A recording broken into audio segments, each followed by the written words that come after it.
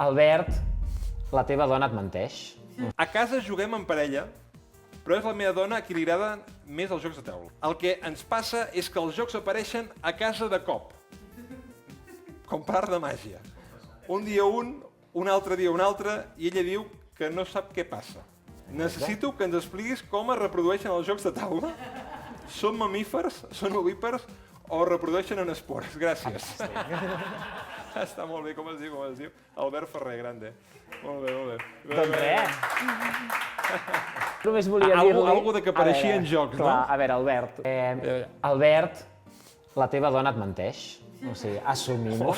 Sap perfectament d'on venen els jocs de taula. És més, segur que sap noms d'autors. Sí, i tal. Però... I de botigues, eh? I de botigues. Segurament segueix el Movent Fitxa. Està veient potser ara el programa. Però... Sí, però és millor que t'enganyin amb això que amb altres coses. O sigui, jo crec que pot estar contentíssim. Sí, està guai que apareixin jocs de taula a casa i que l'enganyin així. No està malament, no està malament.